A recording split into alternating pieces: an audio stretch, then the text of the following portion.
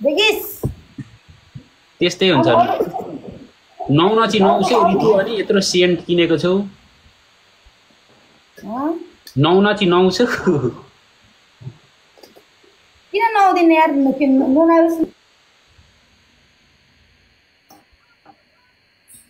मान्छे चाहिँ नुहाउने जस्तै देख्छु कि दिनदिनै तर सेन्ट धेरै किनेको देख्दाखेरि चाहिँ कहिलेकाहीँ नुहाउँदिनन् कि जस्तो पनि लाग्छ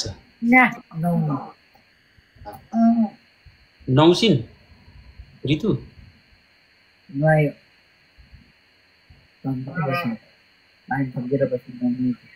हप्ता दिनमा 2 चोटि नुहाउँछु भन्थिन् कति दिन नुहाउँछिन् हप्तामा 1 दिन मात्र ऋतु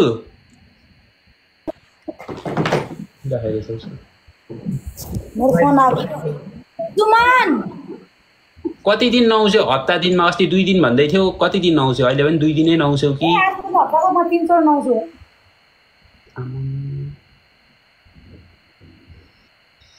कस्तो मिठो बास्ना आयो यार नरेश बास्ना आयो नि के दियो त्यस्तो त्यही पनि आउँदो रहेछ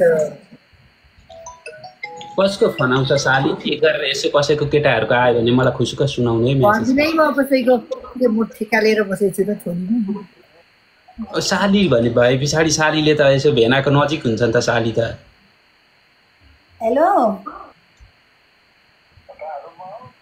दादा म कोठामा छु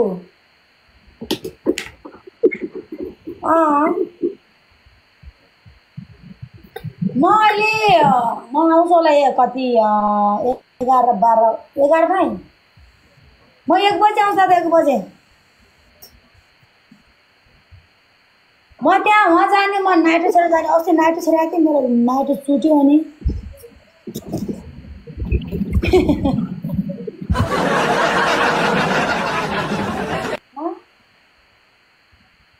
अब अस्ति आउनु न नाइटो छोडेर त्यहाँ नाइटो छुट्यो फेरि नाइटो छेड्नु पऱ्यो क्या अहिले बस पार्क त्यहाँ छ त्यहाँ जानु पर्यो साह्रै कमलो नाइटो छ यिनको फेरि लगाउने निकिसाको मात्र अलिक दरिलो छ चुडिँदैन उसको चाहिँ राख्दिनु न रसिदा अगाडि सबभन्दा अगाडि लाग्दिनु अगाडिको को हुनुहुन्छ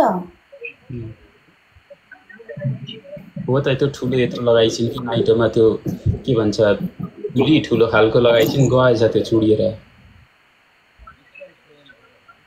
साह्रै कति गाह्रो भएन नाइटो पाकेर यत्रो ठुलो लगाएर नाइटो छ यस्तै हुन्छ केटाकेटीको नाइटो हुन्छ नि अलिक ठुलो भए पछाडि ठिक हुन्छ एउटा नानी भइसके पछाडि अलिक डह्रो हुन्छ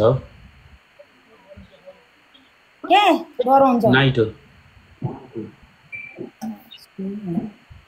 यहाँ त रमाइलो गर्ने मान्छेहरू नरौ न कोही भनेको पागल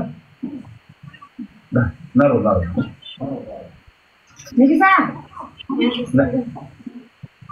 एकछिन मजाले कुरा गर्नुपर्छ नि हाँसाउनु पर्छ होइन रमाइलो होइन भलै मान्छेले अब अनेक थरीको कुरा गरे पनि आउनुपर्छ नि कि छ होइन त्यो मान्छेको अगाडि कमजोर गरेर यसरी रुनु हुँदैन अब प्रेम भनेको एकदमै प्रेम हो साथीहरू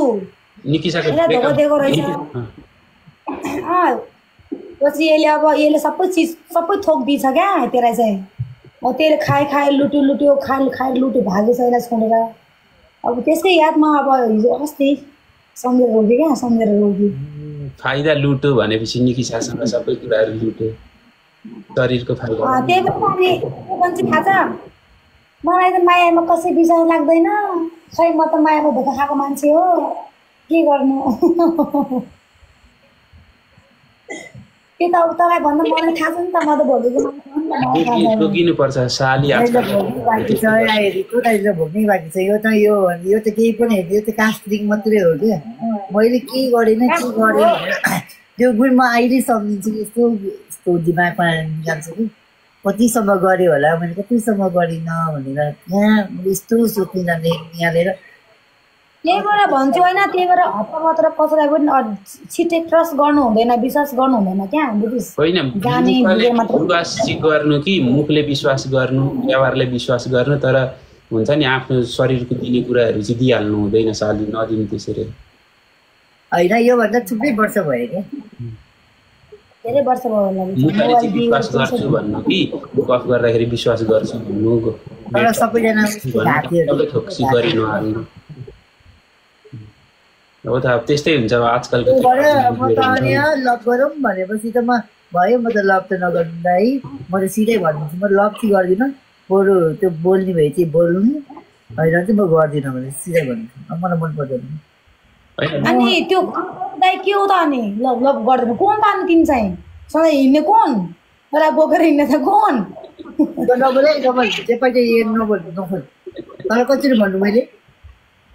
उसको त बुढा आउनु बित्दा उसले बिहे गरिसक्यो अस्ति भर्खर मन्दिरमा गएर। लभ चाहिँ गर्छु भन्नु, तर अरू थोक चाहिँ गर्छु नभन्नु कि अरू चाहिँ नगरी नहाल्नु। हाम्रो चाहिँ सबै चिज भइसक्यो। सुन लभ गर, तर लभ गर तेरो ठाउँमा छ होइन, तर केटालाई पैसा दिने काम चाहिँ नगर है। जस्तो त्यो सबभन्दा खराब बानी त तेरो त्यही छ, पैसा दिने काम नगर बुझिस्। अब उल्टै पैसा दिन्छन् यिनीले लिनको सट्टा। साली के हो केटा हो सुन्दैछु? मान्छे अब मान्छे मायामा सही त मेरो साली ठिक रहेछन् नि यो संसारमा त। पैसा पनि दिइरहेछन्, घुमाउन पनि लाने, खुवाउन पनि लाने, पाल्दै पनि रहेछन्। जाऊ सालीलाई लाइन मार सबैजनाले बरु। के गर्दा सबै यसको पछि लाग्छन् त, कहाँबाट लाग्दैन यसको पछि। यिनले त यी त के भन्छ सुगर मम्मी पो रहेछ नि त। सुगर मम्मी भन्छ नि त भनेको मतलब बोयफ्रेन्डलाई चाहिँ सबै गराइदिने, खानेकुरा हालिदिने गाडीमा। हाम्रो भिडियो चाहिँ 1 मिलियन क्रस भयो, सबैजना गएर आलु दाइ युट्युब च्यानलमा गएर हेर्नु ल। सुगर मम्मी रहेछन् सबैजनाले फलो गरेर त सालीलाई। एकजनाले त उम्काउँछ त यहाँको भएको मान्छेले।